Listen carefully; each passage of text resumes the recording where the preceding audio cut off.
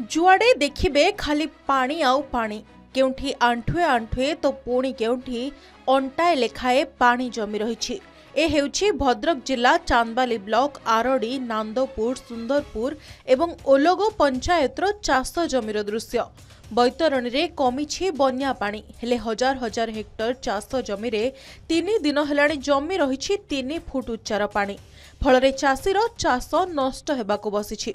ना आरडी नांदपुर सुंदरपुर आउ ये 3-4 खंड पंचायत पानी बुड़ी रही अछरा हलाटा बिल पानी बड़ी नष्ट है वर्षा पानी पुणी रुआपड़ा कर बड़ी पानी 3 दिन है पुणी 10-12 दिन हो जहाँ भी हो सरकार आसतु आ इनक्वारी करूँ किसी गोटे चाषी बुझातु चाषी दुनिया डीएनए धार कर चाषबास कर चाषी मानकर से वर्तमान जो सब बुणा है अछड़ा है जो रुआ है से सब वर्तमान नष्ट हवा संभावना नहीं जोड़ा तला गुड़ाक पड़ी सी भी नष्ट आउ बर्तमान जस्ट मु उपाड़ी देखिक आसली से तला माने कथा पूरा एकदम माने 15 दिन आउ 3 दिन रहा माने से किसी रही सब नष्ट हो पानी छाड़ छाड़ पूरा 10-12 दिन लगी कि आउ 20 दिन जब आसी जाए वर्षा पुणी वर्षा पानी बढ़ो ये कथा चाष है देखा तलिया अंचल भावे परिचित आरडी नांदपुर सुंदरपुर और ओलोगो पंचायतर चाषी चाष काम आरंभ कला बेले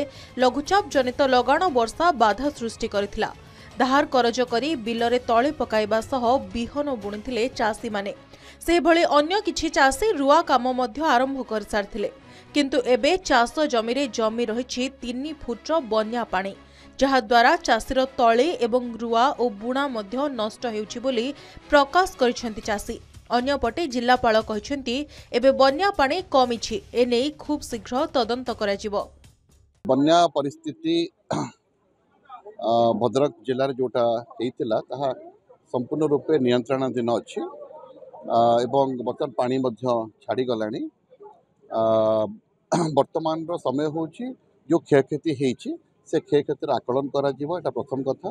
द्वितीय कथा होछि जेहेतु पानी विभिन्न ग्रामांचल रे पसि जाइथिला तळे अंचल रे पसि जाइथिला तेणु से तळे अंचल रे विभिन्न जगह ट्यूबवेल्स गुड़िक थिला से ट्यूबवेल्स गुड़िक मध्य बुड़ी जाइथिला तो से गुड़िक मध्य डिसइनफेक्टिंग करा जीवो एवं जो जगह रे दरकार हेइछि सेठी आमे आरडब्ल्यूएसएस तरफ रु पानी जलर व्यवस्था करा जाइछि।